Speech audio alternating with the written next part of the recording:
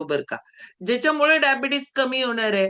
हा जो कॉन्फिडन्स आहे ना, हा कॉन्फिडन्सच नाहीये आणि आपण गृहीत धरून बसलोय, की डायबिटीसला आयुष्यभर औषधं खावी लागतात. उद्याला ऐकणार आहोत आपण ब्लड प्रेशर. ज्यांचं ब्लड प्रेशरच्या गोळ्याच बंद झाल्या अशा डॉक्टरांच्याकडनं उद्याचा टॉपिक असणार आहे. पण डायबिटीस कमी होतो का?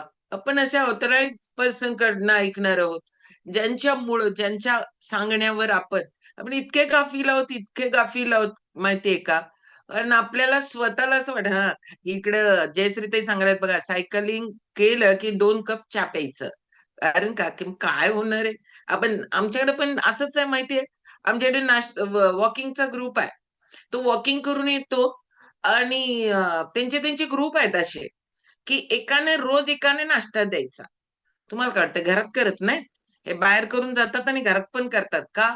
तर ज्यादा एक्सरसाइज करून येतात आणि हे होतं. अनिल सरांचं पण तसंच व्हायचं. असं अहम लाईफमध्ये आणि मुद्दाम नाही करत बरं का कोण. हे फक्त आणि फक्त आपल्या आपल्या अज्ञानामुळे होत राहतं. त्यामुळे नो प्रॉब्लेम. होऊन जाईल. ज्ञान घ्या आणि ज्ञान अशा व्यक्तीकडनं घ्या, नेहाताईंच्याकडनं. जे घरात ज्यांनी 2 डिव्हाइसवर आहेत, 2 डिव्हाइस आहेत. म्हणजे ऑल क्लबवरचे लोक एकाच डिव्हाइसवर या, एकावरच या. कारण का? की आपली लिंक पॅक झाल्या, लोक वेटिंगला आहेत आणि त्याच्यामुळं लोकांना संधी द्या. एकाच घरात 2-2 जर डिव्हाइस लावला असाल, तर एकावर या बरं का. जरासं कोऑपरेट करा. एका याच्यावरच चालू ठेवा. क्लबवरचे 2-2, 3-3 मोबाईल असतील लावलेले, तर एकच लावा. ओके. चलो जाणार आहोत आता आपण डॉक्टर नेहाताईंच्याकडं. डायबिटीस बद्दल जाणून घ्यायला खूप जबरदस्त कॉन्फिडन्स भेटेल तुम्हाला आज. कारण आपण इतके गाफील आहोत, इतके गाफील आहोत, फक्त आणि फक्त डिपेंड आहोत. आपल्याला वाटतं आपल्याकडे एक्सपर्ट डॉक्टर आहे, माझ्या खिशात पैसे आहेत आणि गोळ्या खाऊन मी कंट्रोलमध्ये आहे. गोळ्या खाऊन कंट्रोलमध्ये नाही आहे. विदाऊट गोळी रिव्हर्स म्हणजे रिव्हर्स मेडिसिन फ्री जगता येतं. एवढे एक्सपिरियन्स आहे. जाऊ आपण आता नेहाताईंच्याकडे. जोरदार क्लॅप करू आपण नेहाताईंसाठी. सुमित सर ऑल म्यूट टाका नाहीतर कुणाचं तरी पाण्याचं बटन चालू करा आणि हे करा आणि ते करा नको आपल्याला. पण ऑल हे करा. Yes sir. अनम्यूट करा मॅडम. Good morning all. मी डॉक्टर नेहा जाधव. मी कोल्हापूरचीच आहे. शतयशी फॅमिलीमध्ये आले आणि माझं पूर्ण आयुष्य चेंज झालं असं जरी मी म्हटलं तरी चालेल. 1 वर्षापूर्वी मी शतयशी फॅमिलीमध्ये जॉईन झाले आणि आम्ही जॉईन झालो ते मी माझं आणि माझ्या मुलाचं वाढलेलं वजन याच्यासाठी जॉईन झालो आणि पहिल्या 40 दिवसातच माझ्या मुलाने जवळजवळ 15 किलोचा फॅट लॉस आणि माझा जवळजवळ 10 किलोचा फॅट लॉस आहे. वजन कमी झालं आणि त्याच्यासोबत असणारे जे काही सांधेदुखी आहे, टाचदुखी आहे, कंबरदुखी आहे, शोल्डर पेन हे सगळं माझं कमी झालं. माझा स्पेसिफिक रिझल्ट एक शॉर्टमध्ये सांगते. मला फंगल इन्फेक्शनचा त्रास होता गेले 8 वर्ष. म्हणजे 87 मध्ये यायच्या अगोदर 8 वर्ष. मला डेली एक फंगलची गोळी खावीच लागायची. पण जसं मी हे फील खायला लागले, जसं माझं हे पोटात जायला लागलं, तसं माझं फंगल इन्फेक्शन लिटरली 20-25व्या दिवशी पूर्णपणे गेलं. म्हणजे जी रोज मला गोळी खायला लागत होती, ती माझी गोळी पूर्णपणे बंद झाली आणि गेल्या 1 वर्षात मला फंगलचा किंवा इचिंगचा, स्किनचा कुठलाही त्रास नाहीये. ही हेल्दी लाईफस्टाईल कधी जे हेल्दी आयुष्य मिळालं, ते कुणामुळे मिळालं? तर ह्या शतयशी फॅमिलीमध्ये आल्यामुळे. आजचा आपला विषय आहे मधुमेह मुक्त जीवन खरंच शक्य आहे का? हा विषय आहे. साधारण मला जर 1 वर्षापूर्वी मला जर कुणी हा प्रश्न विचारला असता, की मधुमेह मुक्त जीवन जगणं शक्य आहे का? तर बिइंग अ डॉक्टर कदाचित माझं उत्तर असतं, एकदा मधुमेह झाला तर मरेपर्यंत त्याच्या सोबतीने म्हणजे मधुमेहाच्या औषधांच्या सोबतीने आपल्याला जगायचंय. मधुमेहाच्या औषधांचे डोस, औषधांची नावं आपण चेंज करू शकतोय. थोडंफार प्रमाणात कमी जास्त करू शकतोय. पण औषध बंद होऊ शकत नाही. म्हणजेच औषधाशिवाय मधुमेह कंट्रोल होऊ शकत नाही, हे मी बोलले असते 1 वर्षापूर्वी. पण आता जर मला कोणी विचारलं, की एक डॉक्टर असून सुद्धा मी आत्ता माझं उत्तर असेल, मधुमेह मुक्त जीवन जगणं सहज शक्य आहे. खरंच सहज शक्य आहे. कारण आता आता आपण 3 एक्सपिरियन्स बघितले. माहेश्वरी डंके मॅडमचा बघितला, अनुराधाताईंचा बघितला आणि अनिल सरांचा बघितला. ह्या तिघांच्या एक्सपिरियन्सवरून आपल्याला लक्षात आलं असेल, की कितीतरी वर्षापूर्वीचा डायबिटीस जो औषधं खाऊन सुद्धा कंट्रोल होत नाही. आता कंट्रोल होतोय, गोळी खाली की नॉर्मल येते, पण त्यातून मुक्त होतो का आपण? औषधातनं आपण मुक्त होणं म्हणजेच मधुमेह मुक्त होणं, डायबिटीस मधून मुक्त होणं हा त्याचा अर्थ आहे. तर आता हे मधुमेह आहे काय? नक्की त्याच्यामध्ये शरीरामध्ये काय उलथापालथ होते? ती आपण बघूया. डायबिटीज हा एक मेटाबॉलिक डिसऑर्डर आहे, म्हणजे चयापचयाच्या संदर्भातील असणारा आजार. आता डायबिटीज म्हणा, बीपी म्हणा, थायरॉइड म्हणा, हे सर्व आजार जे आहेत ना, हे मेटाबॉलिक डिसऑर्डर्स आहेत. आता डिसऑर्डर म्हणजे काय? तर ऑर्डर न पाळण्यामुळे होणारे आजार. तर हे ऑर्डर, नियम पाळायचे म्हणजे कोणी ठरवलेत हे नियम? हे ऑर्डर्स कोणी ठरवलेत? तुम्ही, आम्ही, आपल्या आई-वडिलांनी, आपल्या पूर्वजांनी, आपल्या शिक्षकांनी की आपल्या डॉक्टरांनी? तर यापैकी कुणीच नाही. हे नियम बनवले आहेत निसर्गाने. निसर्गाने मानवाला घालून दिलेले जे नियम आहे, हे तो सतत सारखे काही ना काही कारणाने तोडायला लागलाय. निसर्गाच्या नियमाविरुद्ध वागायला लागलाय. आणि म्हणूनच हे BP, cancer, diabetes, PCOD, PCOS, cardiac disorder सारखे असंख्य डिसऑर्डर्स व्हायला लागले. आणि त्याला म्हणूनच आपण मेटाबॉलिक डिसऑर्डर्स असं म्हणतो. तर मधुमेह हा एक मेटाबॉलिक डिसऑर्डर आहे, ज्यात रक्तातली शुगर लेवल वाढणे हे केवळ एक लक्षण आहे. म्हणजे त्याच्या अनुषंगाने फक्त रक्तातली साखर वाढणे हे एक लक्षणाच्या आधारे आपण डायग्नोज करतोय की डायबिटीस आहे. तर एक लक्षण ते आहे, त्याच्या अनुषंगाने लघवीमध्ये शुगरचं प्रमाण वाढणं, लघवीचं प्रमाण जास्त वाढणे, लघवीचं प्रमाण जास्त झालं की जास्त प्रमाणात तहान लागणे, तसंच अतिशय भूक लागणे, वारंवार खाण्याची इच्छा होणे. आता हे इन्शुलिन लेवल इन्क्रीज झाल्यामुळे वारंवार खाण्याची इच्छा होणे, ह्या सगळ्या गोष्टी. आणि सारखं सारखं खाणे, मग ते अरबट चरबट काही असू दे, आपण खात राहतो, त्याच्यामुळे वजन वाढणे. आणि ह्या वाढलेल्या वजनामुळे परत ब्लड शुगर रक्तवाहिन्यांमध्ये वाढणे.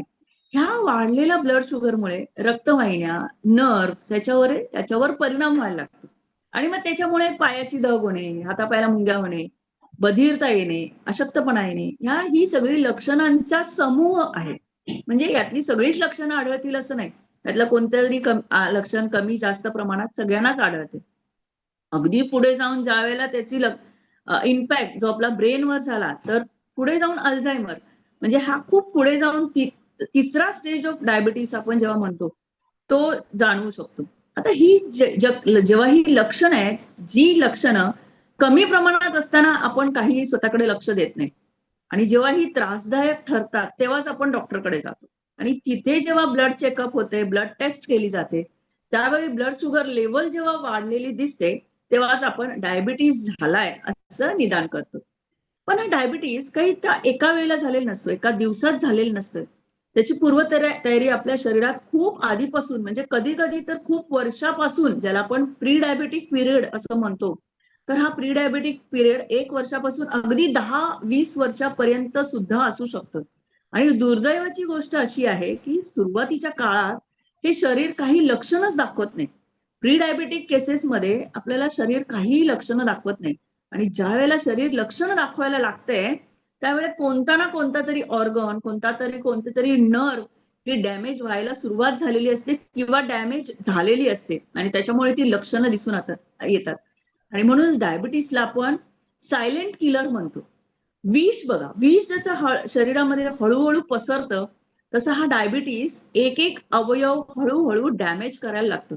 जसं आहे किडनी आहे, लिव्हर आहे, लंग्स आहेत, हार्ट आहे, ब्रेन, आईज, नर्व्स यांना हळूहळू डॅमेज करायला जातं. आणि मग त्यातूनच पुढे जो जो अवयव डॅमेज होईल त्याच्या अनुषंगाने मग झालं हायपरटेन्शन झालं, लिव्हर डिसऑर्डर झाले, किडनी फेल्युअर, ब्रेन स्ट्रोक, नंतर नजरेवर परिणाम होणं, नजर कमजोर होणं, पुढे जाऊन गँग्रीन, जे आपण नर्व्ह डॅमेज होणं की रक्तपुरवठा, जे प्रॉक्सिमल एंड म्हणजे हातापायाची जे टोकं असतात, बोटं असतात, त्यांना गँग्रीन, इंटरनल ऑर्गन्स मधला सुद्धा गँग्रीन होणं, हे इतके सगळे गंभीर आजार, पुढे पीसीओडी, पीसीओएस मुळे वंध्यत्व, हे सगळे गंभीर आजार उद्भवू शकतात. इतका भयानक असा हा डायबिटीस आहे. त्याला एकदम आपण लाईटली घेतोय.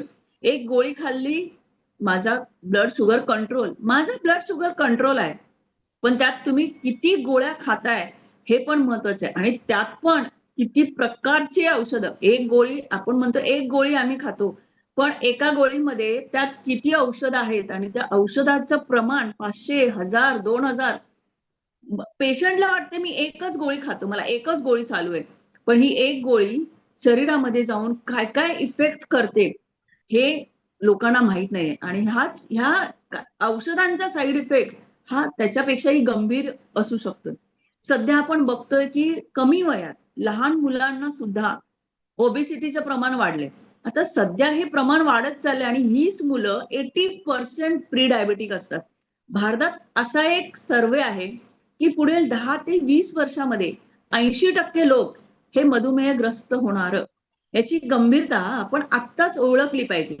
आता मुळात डायबिटीज झाल्यानंतर पुढे आपण धावपळ करण्यापेक्षा, हतबल होण्यापेक्षा तो होऊच नये यासाठी आपल्याला काय काय करता येईल ह्याच्याकडे आपण लक्ष दिलं पाहिजे. म्हणजे prevention is better than cure हे इथं आपण लागू पडते.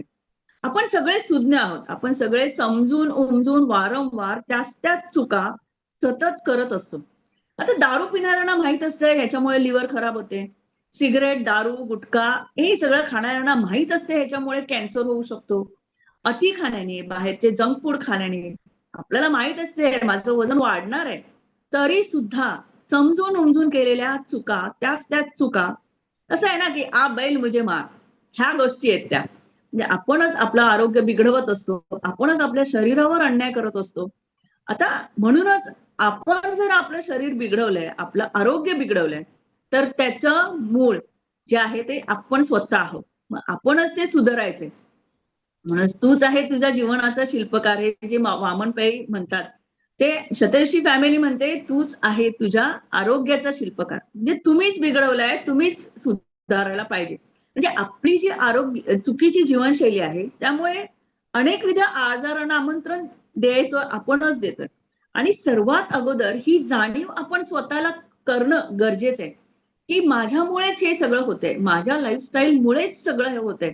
म्हणूनच आपण जर आपण जागरूक पाहिजे की हे सगळं माझ्या चुकीमुळे होतंय, तरच आपण आजारांना बळी पडणार नाही. आता प्रश्न असा आहे की आमच्या चुकीच्या जीवनशैलीमुळे ऑलरेडी आम्हाला डायबिटीज झालेलाच आहे. तर आता यातून बाहेर कसं पडायचं? तर मधुमेहमुक्त जीवन शक्य आहे का? हा आपला विषय आहे. आता यासाठी एकच उपाय आहे. शेटे सर म्हणतात बघा, एक कलमी कार्यक्रम. आता हा एक कलमी कार्यक्रम कुठला? तर रक्तात साखरच वाढू द्यायची नाहीये.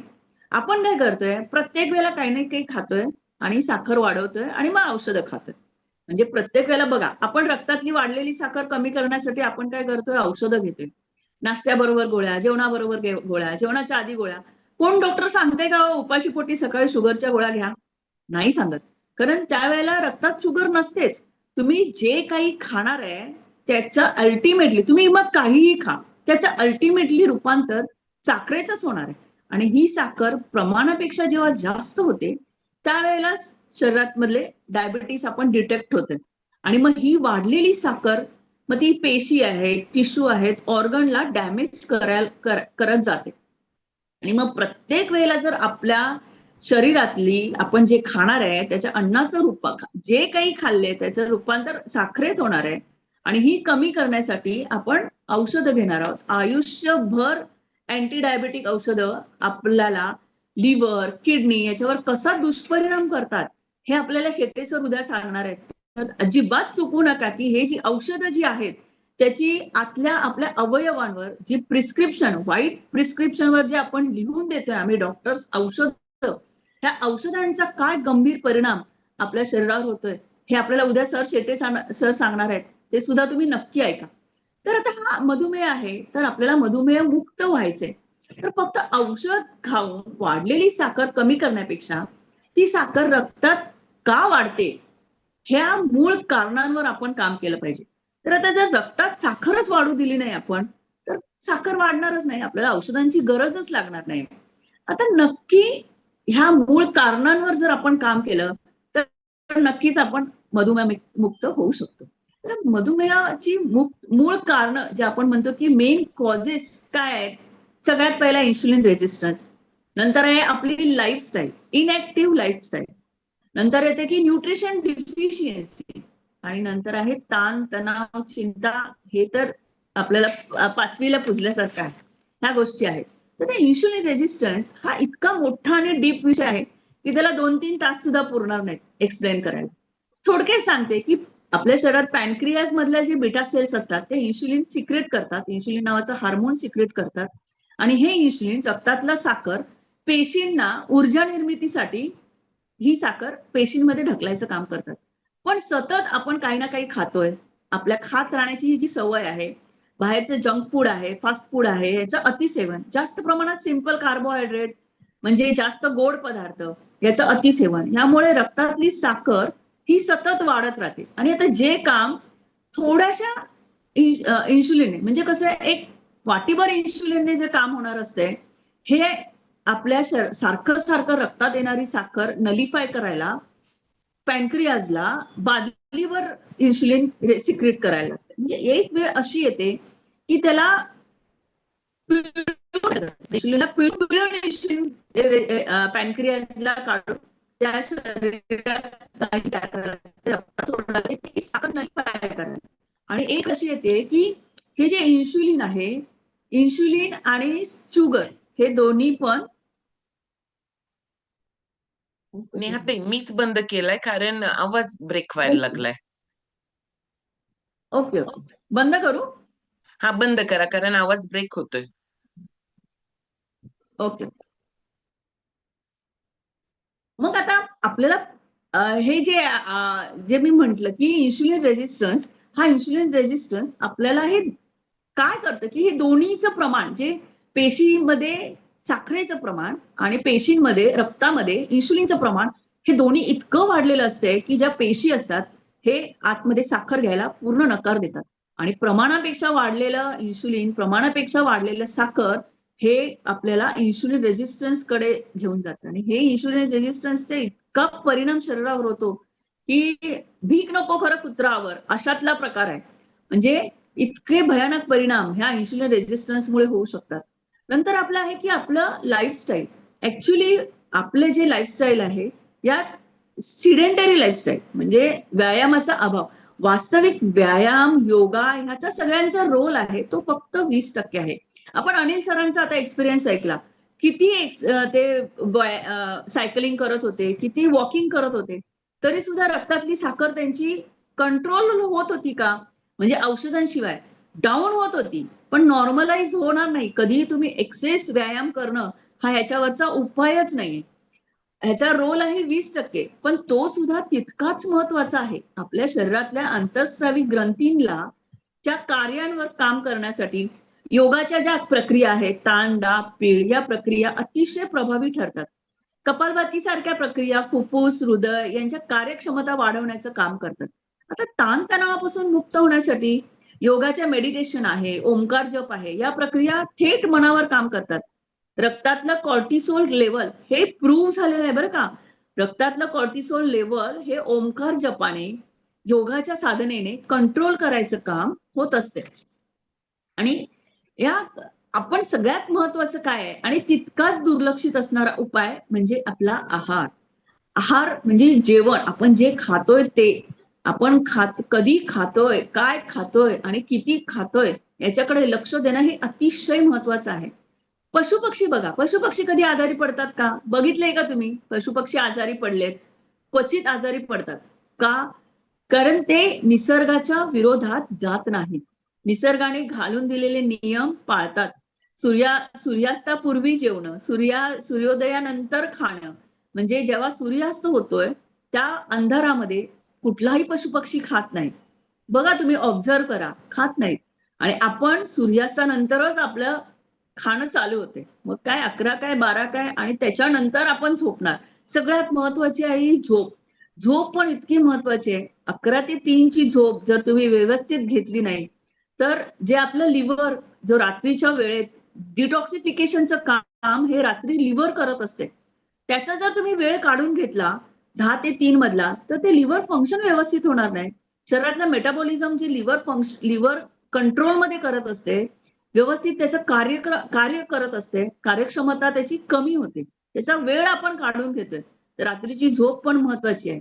आता सूर्यास्तानंतर पूर्वी जेवणं आणि सूर्यास्तानंतर आपण खाणं, हे म्हणजे जवळजवळ 15 ते 16 तासाचा जर गॅप ठेवला, तर रात्रीच्या वेळेत जी रक्तातली इन्शुलिन आहे त्याचं प्रमाण कमी होऊन ग्लायकोजन हार्मोन जो आहे तो प्रमाण त्याचं वाढतंय आणि रात्रीच्या वेळेत झोपेतच आपल्याला जवळजवळ 70% एनर्जी ही आपल्याला झोपेतच लागत असते आणि ही एनर्जी आपल्या शरीरातली जी अतिरिक्त वाढलेली चरबी आहे त्यातून वापरली जाऊ शकते आणि ब्लड शुगर लेवल आपोआपच नियंत्रित राहू शकते.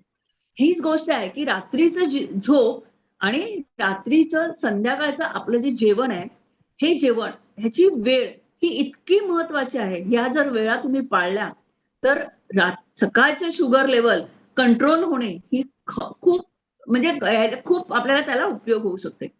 आणखीन एक आपण काय खातोय आणि ते पण बघितलं पाहिजे. प्रोसेस्ड फूड आहे, जंक फूड आहे, अल्कोहोल आहे, सिंपल कार्बोहायड्रेट्स, डबा बंद केलेले अन्नपदार्थ, जे काही आपण खात असतो, जे काही आपण तोंडात घालतोय सकाळपासून संध्याकाळपर्यंत, विचार करा ते सगळे पदार्थ डोळ्यासमोर आणा. हे सगळे पदार्थ त्याने आपलं पोट भरतंय. आपण पोटासाठी खायचं नाही, आपण आपल्या पेशींसाठी खायचंय. म्हणजे जे पेशींना आवश्यक आहे, ज्याच्यामुळे आपलं आरोग्य व्यवस्थित राहणार आहे, नॉर्मल राहणार आहे, आपण निरोगी राहणार आहोत, ह्या गोष्टींकडे आपण लक्ष दिलं पाहिजे. मग आता खायचं काय? आपण जे खातोय त्याने जर शुगर वाढणार असेल, तर मग खायचं काय? तर असा एक मोठा प्रश्न असतो. तर असा सकस संतुलित आहार ज्याच्यामध्ये शरीराला लागणारे सर्व घटक, जसे आपण म्हणतोय प्रोटीन आहे, विटामिन्स आहे, गुड फॅट ते पण गरजेचं आहे, मिनरल्स आहेत, फायबर आहे, हे योग्य प्रमाणात जाणं हे गरजेचं आहे. आणि ज्याचा जीआय, आता जीआय म्हणजे काय, तर ग्लायसेमिक इंडेक्स हा अतिशय कमी असला पाहिजे. आता ग्लायसेमिक इंडेक्स म्हणजे काय, तर आपण कुठलाही पदार्थ, आता मी मगाशी सांगितले, आपण काहीही खाल्लं तर ते पोटात जाऊन साखरेत रूपांतर होतं. मग असे पदार्थ ज्याचा जीआय म्हणजे ग्लायसेमिक इंडेक्स हा अतिशय लो आहे, असे पदार्थ आपण असा आहार हा पोटात गेला पाहिजे. आणि ज्यातून असा आहार जर पोटात गेला तर ही शुगर शरीरामध्ये वाढत नाही आणि जी शुगर कन्वर्ट होण्याची म्हणजे आहाराची शुगरमध्ये कन्वर्ट होण्याची जी टेंडन्सी आहे ही कमी होते. आता योग्य मात्रेत प्रोटीनचा समावेश हा सुद्धा खूप गरजेचा आहे. आपल्या शरीरातल्या सगळ्या हार्मोनचं रॉ मटेरियल काय आहे, तर ते प्रोटीन आहे. ते पण योग्य मात्रेत, योग्य ग्रेडचं, म्हणजे ए ग्रेड जो आपण म्हणतो ना, ए ग्रेडचं. तर डाळी, उसळी वगैरे ह्या सगळ्या आहाराचं मध्ये जे मिळते, तर सध्या आपल्या ताटात काय आहे, आपल्या ताटातले आहार, अन्नपदार्थ, फळभाज्या यांची पोषण मूल्यता काय आहे, दूध, दुभते यांचं पोषण मूल्य आहे, त्याबद्दल आता मी आता बोलणारच नाही. आपल्या सुजाता मॅम शनिवारी आपल्याला मार्गदर्शन करणार आहेत. त्यावेळेला आपण खातोय ते अन्न आहे का विष आहे, हे आपल्याला नक्कीच समजेल. त्यानंतर येतोय की आपला मानसिकता. आता तुमच्या वैचारिक दृष्ट्या तुम्ही किती निरोगी आहात, तुमच्या मनात किती चांगले विचार आहेत, यावर सुद्धा तुमचं आरोग्य अवलंबून असतं. तुमच्या न एक्सप्रेस केलेल्या राग, लोभ, मद, मत्सर, असूया ह्या सर्व भावना ज्या आहेत, ह्या तुमच्यातले जे निगेटिव्ह विचार आहेत, तुमच्या रक्तातलं कॉर्टिसोल लेवल वाढवते आणि हे वाढवलेलं कॉर्टिसोल लेवल तुमच्या इन्शुलिन लेवल वाढवते. आता मी स्वतः एक चांगली व्यक्ती आहे, चांगल्या निरोगी शरीराबरोबरच निरोगी मानसिकता असणारी व्यक्ती आहे का, इतरांना मदत करणारी, इतरांबद्दल चांगले विचार करणारी, एक 100% पॉझिटिव्ह माइंडसेट असणारी व्यक्ती जर आपण बनू शकलो, तर फक्त डायबिटीसच नाही तर इतर सगळ्या आजारातून आपण मुक्त होऊ शकतो. बघा, डायबिटीस आपण खूप जाड लोक आहेत त्यांना डायबिटीस आहे आणि बारीक लोक आहेत त्यांना डायबिटीस नाहीये. असतोय, बारीक लोकांना पण डायबिटीस असतोय. का, तर त्या ठिकाणी त्यांची जी मानसिकता आहे, ही मानसिकता कुठेतरी डिस्टर्ब झालेली असते आणि त्यामुळे त्याचा परिणाम म्हणून त्यांचा हा डायबिटीसचा एक सर्वात महत्वाचं कारण आहे, जो ताण, तणाव, जी मानसिकता आहे, निगेटिव्ह विचार आहेत, ह्या सगळ्या गोष्टी आहेत. आणि त्यासाठीच आपली शतयशी फॅमिली जी आहे ही 20% व्यायाम, 80% जो सकस संतुलित आहार आणि 100% माइंडसेट ह्या त्रिसूत्रीवर आपले काम करते. योगाचा जे वर्ग आहेत, व्यायामाचे वर्ग आहेत आणि आपला मॉर्निंग फ्युएल स्टेशन, ह्या सगळ्या गोष्टी आपल्याला हे 20, 80 आणि 100% ह्या त्रिसूत्रीवर काम करते. आणि ही त्रिसूत्री आपल्याला कोणत्याही आजारापासून, अगदी कोणत्याही आजाराचं तुम्ही नाव घ्या, या आजारापासून मुक्त होण्यासाठी नेहमीच कार्यरत असते. Thank you ma'am. चला जोरदार क्लॅपिंग करणार आहोत आपण डॉक्टर नेहा ताईंसाठी. कारण का की हा जो कॉन्फिडन्स आहे ना, तो जबरदस्त कॉन्फिडन्स आपल्या प्रत्येकांमध्ये दिला. कारण याच्यामध्ये आपली लाईफस्टाईल खूप महत्वाची आहे. आपण याच्यावर काम करणं गरजेचं आहे. उद्याचा विषय आहे. उद्याचा विषय आहे. प्रत्येकाला हृदय आहे ना? हो आहे. जन्मापासून शेवटपर्यंत ते धडधडतंय. मग त्याचं आरोग्य कसं ठेवायला पाहिजे आपण आणि त्याचं आरोग्य का चांगलं ठेवायला पाहिजे. ज्यांना हार्टशी रिलेटेड प्रॉब्लेम वाढायला लागलेत. हे जे प्रॉब्लेम्स वाढतायत ना, त्याच्यासाठी हा पण आपल्या लाईफस्टाईलचाच आजार आहे.